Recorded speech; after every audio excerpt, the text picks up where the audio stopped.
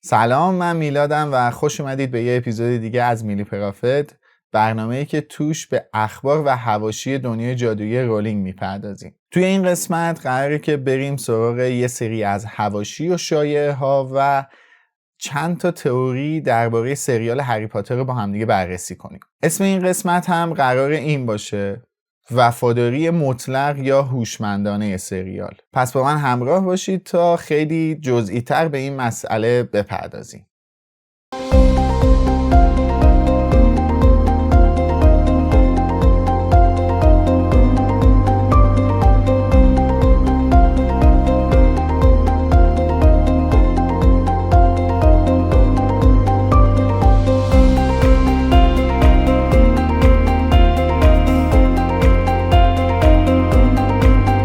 خب قبل از اینکه با هم وارد سریال هری پاتر و اتفاقات هولوشش بشیم، یه خبری هست که من واقعا دلم نمیاد تو میلی پرافت بهش نپردازیم. خیلی سعی کردم تو قسمت‌های قبلی جاش بدم ولی زمان اجازه نداد. اینم خبری هستش که مربوط میشه به تام فلتون، بازیگر نقش دریکو مالفوی توی مجموعه فیلم‌های هری پاتر. همونطور که میدونید تام فلتون برای بازی در نقش دریکو مالفوی توی تئاتر فرزند نفرین شده در برادوی دوباره به این نقش برگشته و از چند وقت قبل بازی در این نقش رو شروع کرده. این خبر خیلی خبر هیجان انگیزی بود و خیلی از طرفدارا رو جذب خودش کردش.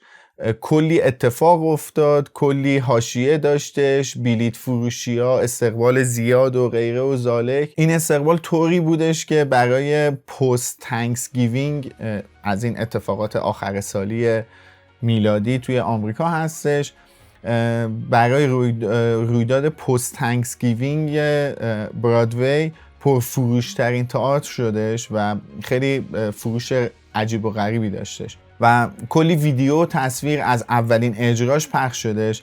من ساکت میشم، میذارم که شما چند تا از این ویدیوها رو ببینید برای اینکه ممکنه براتون نوستالژی باشه.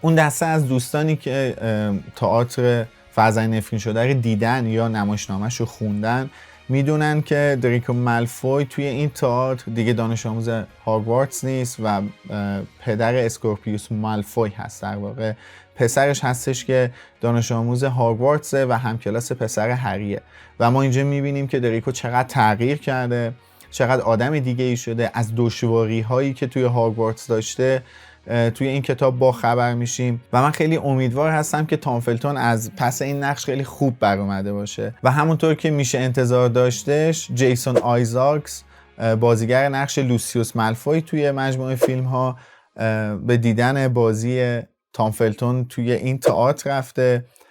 هم با بازیگر اسکورپیوس مالفوی و هم خود تام فلتون کلی عکس انداختن، کلی خوش گذروندن. مصاحبه‌های زیادی هم ازشون اومدش بیرون. من واقعا دلم نمی اومدش به این خبر توی این برنامه اشاره نشه، برای اینکه من خودم واقعا تام فلتون خیلی دوست دارم. جدا از بازی که توی مجموعه فیلم ها داشتش، به شدت پاترهد دوست داشتنی هستش، همچنان توی دنیای هری پاتر سیر میکنه و برای من خیلی قابل احترامه و من خیلی دوستش دارم. ولی بریم سراغ خبر بعدی که مربوط میشه به سریال هری پاتر و موضوعی هستش که اصلا عنوان این فصل رو به خودش اختصاص داده. اگه یادتون باشه من توی یکی دو تا اپیزود قبل چند تا از عکس‌ها و پشت صحنه رو نشون دادم که یکیش مربوط میشد به برخورد ورنون درزلی با جادوگری که لباس ارغوانی و کلاه سیلندی سرش بود که اتفاقی هستش که توی فصل اول کتاب رخ میده، فصل اول کتاب سنگ جادو، که ورنون باش برخورد میکنه، بعد طرف بهش میگه برو خدا رو شکر کنه امروز از اون روزاست که من خوشحالم اسمشو نبر رفته و هری پاتر فلان و بهمان و اینا، که حالا نمیخوام خیلی ریز بشم چون دیالوگو واقعا الان یادم نیستش. این ماجرا توی سریال اومده، عکسای پشت صحنه‌اش در اومد. این جادوگری که لباس ارغوانی و کلاه سیلندری سرش هستش دیدالوس دیگله. از اون قبلتر هم مثلا صحنه ترافیک ورنون درزلی اومده بود که اینم مال فصل اول کتاب هستش که توی ترافیک با چند تا به قول خودش آدمایی که لباسهای عجیب و غریب پوشیدن برخورد میکنه و حرفشون میشه و فلان و اینا، و فیلم و عکس و پشت صحنه این صحنه هم در اومدش. من خیلی به این موضوع داشتم فکر میکردم که آیا سازنده های سریال انقدر قرار هستش که به متن کتاب وفادار باشن، یا اینکه صرفا این انتخاب های این تصاویر رو آمدانه دارن انجام میدن، صرفا یعنی وفاداری مطلق نیستش بلکه یک سری انتخاب هوشمندانه است. چون از اون طرف نمیتونیم بگیم که برای پر کردن وقت سریال، این که حالا 7-8 تا اپیزودی که قرار سیزن اول باشه پر بشه، همه چیزو دارن توش میگنجونن. چون ما میدونیم که مثلا صحنه هایی رو به سریال اضافه کردن، مثل حداقل یکیش رو مطمئن هستیم، مثل صحنه‌ای که دامبلدور به دیدن خانواده فلامل میره. این صحنه رو ما از زبون دامبلدور تو کتاب میشنویم، ولی خب ما جای دامبلدور نمیریم، یعنی همراه دامبلدور نمیریم که با خانواده فلامل برخورد داشته باشیم و آشنا بشیم، ولی این صحنه رو توی سریال آوردن و قراره ما ببینیمش. میتونستن خیلی صحنه‌های دیگری که این هیجان رو داشته باشه رو اضافه کنن، که قطعا فکر میکنم مثلا صحنه مست بودن و قماربازی کردن هاگرید توی هاگز هد که در واقع اون تخم اژدها رو میگیره، تخمی که بعداً تبدیل به نوربت میشه، رو قطعا ما خواهیم دید، در صورتی که توی کتاب فقط یه اشاره‌ای بهش میشه. ولی میگم این فکر منو مشغول کردش که آیا این صرفاً یک وفاداری مطلق هستش به کتاب که قرار مخاطب‌ها و طرفدارها رو هیجان زده کنه، یا اینکه نه واقعا هوشمندانه است. درباره دیدالوس دیگل، یعنی همون جادوگری که لباس ارغوانی پوشیده بود و ورنون باهاش برخورد داشت، یه چیزی که هستش اینه که رولینگ، ما خودمون این رو میدونیم که رولینگ همیشه انتخاب‌های هوشمندانه ای میکنه، یعنی بی‌دلیل چیزی رو تو کتاب نمیاره. و یکی از اون چیزایی که بی‌دلیل نیورده همین دیدالوس دیگل هست، جناب آقای دیدالوس دیگل که یکی از اعضای محفل ققنوس هم هستش. چرا هوشمندانه است؟ ما تو اولین فصل کتاب هری پاتر در واقع میبینیم اون کسی رو که ما میبینیم، اون اولین جادوگری که ورنون درزلی باهاش برخورد میکنه توی کتاب دیدالوس دیگل هستش. و توی کتاب یادگاران مرگ اون کسی که میاد ورنون درزلی رو و خانواده‌اش رو، یعنی همسر و پسرش رو، از پریوت درایو منتقل میکنه به یک جای امن که ولدمورت دستش بهشون نرسه، دیدالوس دیگل هست، به علاوه یک جادوگر دیگری به اسم هستیا جونز. در واقع رولینگ اولین جادوگر و آخرین جادوگری که ورنون حداقل تو این 7 کتاب باش برخورد داشته رو یک نفر گذاشته. و من فکر میکنم که این انتخاب توسط تیم سازنده سریال انتخاب هوشمندانه‌ای بوده، نه همینجوری مطلقاً وفادار. و از اون طرف هم چند تا سوال دیگه برامون پیش میادش. دوباره تو همون اپیزود درباره چند تا عکس پشت صحنه صحبت کردیم که مربوط میشد به دهکده گادریکس هالوز یا دره گودریک با ترجمه خانم اسلامیه، جایی که محل زندگی خانواده پاتر بود و همونجا هم جونشون رو از دست دادن و ولدمورت هم همونجا نابود شد و هری خردسال با زخمی زنده از اون ماجرا بیرون اومد.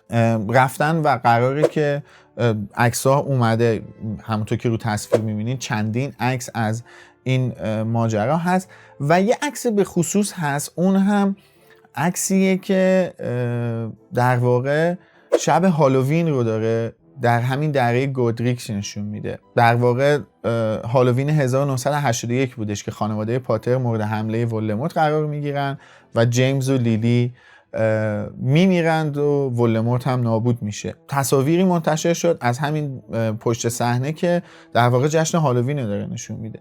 سوالی که پیش میاد این هستش که آیا ما قرار صحنه حمله ولدمورت به خانواده پاتر رو ببینیم توی سیزن اول سریال منظورم هستش؟ و اگر اینطور هست بازیگر نقش جیمز و لیلی کی هست؟ چرا هنوز معرفی نشدن؟ کلی خبر اومده که فلان بازیگر و فلان بازیگر بدون اینکه قرار چه نقشی رو بازی کنن به سریال اضافه شدن. ولی واقعا چرا هنوز HBO و شورانرها یعنی سازندگان اصلی سریال چیزی از این نگفتن بهمون؟ واقعا قرار سورپرایزمون کنن، یعنی تو قسمت اول همون اوایل قرار ما با یک سورپرایز روبرو بشیم. اگر اینطور باشه احتمالاً میشه این احتمال رو دادش که بازیگر نقش سیریوس بلک هم انتخاب شده باشه، چون در واقع همون شبی که هاگرید میره و هری رو در واقع فکر میکنم فردای هالووین هستش میره و هری رو بر میداره و میاره با موتورسیکلت پرنده به دامبلدور میگه که توی خرابه های خونه پاترها سیریوس بلک رو دیده و باهاش روبرو شده. آیا ما قراره بازیگر سیریوس بلک هم ببینیم و صحنه برداشته شدن هری توسط هاگرید توی خونه پاترها رو ببینیم؟ اینا سوالاتی هستش که هنوز بهشون جواب داده نشده و من خودم فکر میکنم که سازنده های سریال تصمیمای هوشمندانه‌ای دارن میگیرن، چون موقعی که فیلم ها داشت ساخته میشد، مخصوصا فیلم 1 و 2، کتاب ها هنوز خیلی هاش بیرون نیامده بود، اصلا خیلی از ماجرا هنوز تعیین تکلیف نشده بودش و به خاطر همین نویسنده ها اصلا نمیدونستن، فیلم نام نویسا در واقع نمیدونستن که قراره چه اتفاقاتی در آینده بیفته و خودشون هم قطعا برای خیلی از اتفاقاتی که تو کتاب افتاده بعداً فهمیدن غافلگیر شدن. ولی الان قطعا سناریست، فیلم نام نویس سریال اگر حداقل اشراف رو هم روی این فرانچایز، این 7 کتاب داشته باشه، میتونه تصمیمای هوشمندانه‌ای بگیره برای اینکه چه صحنه‌هایی، چه قسمت‌هایی از کتاب داخل سریال باقی بمونه و چه قسمت‌هایی حذف بشه. و من امیدوارم که این تصمیماتی که داره گرفته میشه صرفاً وفاداری مطلق نباشه، بلکه یک وفاداری هوشمندانه به متن اصلی کتاب باشه. اما یه خبر دیگه ای که اومدش و خیلی بهش پرداخته نشد این بودش که رولینگ برای اولین بار رفته و از محل فیلمبرداری سریال هری پاتر بازدید کرده. نکته ای که در مورد این خبر جالب هستش اینه که هیچ عکس، فیلم، گزارشی از این بازدید منتشر نشده. یه بخشیش ممکنه به خاطر اون حواشی باشه که رولینگ داره سر همون مسائل و عقیده‌ای که درباره افراد تراجنسیتی داره. یه بخشیش ممکنه به این دلیل باشه که خیلی بهش پرداخته نشده، گزارشی ازش نیومده که حاشیه‌ای برای سریال درست نشه.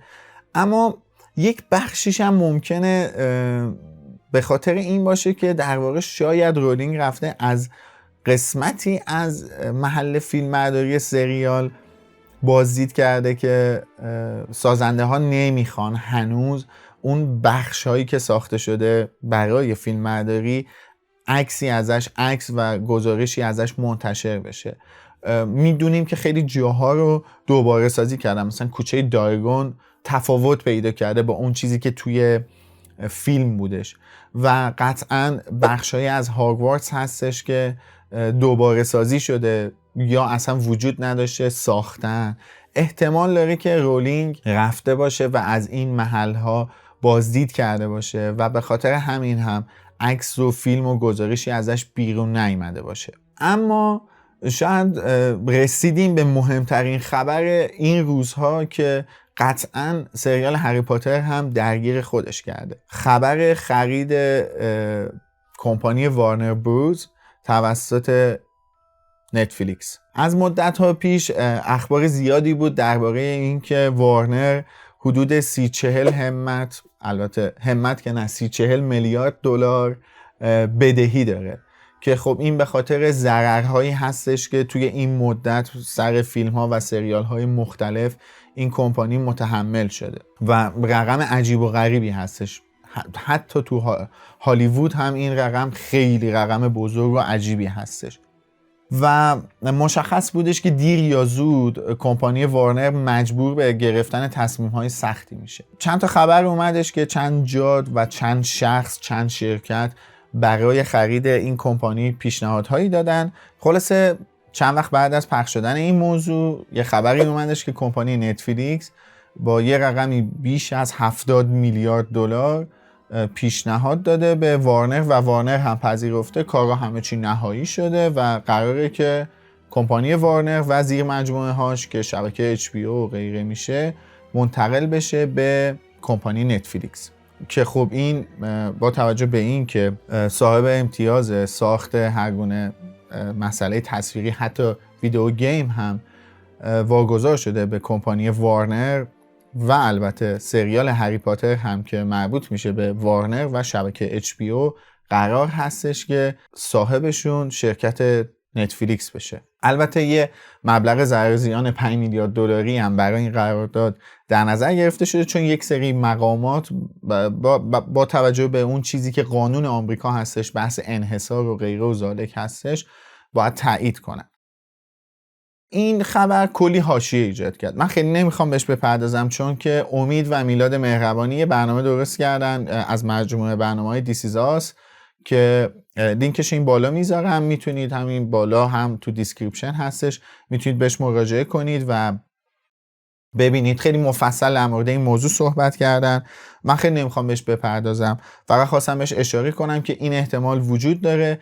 البته که خبرهایی اومده که دولت آمریکا جلوی این قرارداد رو گرفته و احتمال داره که این واگذاری به شرکت پارامونت، یکی دیگه به استودیو پارامونت، یکی دیگه از استودیوهای قدیمی و مشهور هالیوود منتقل بشه.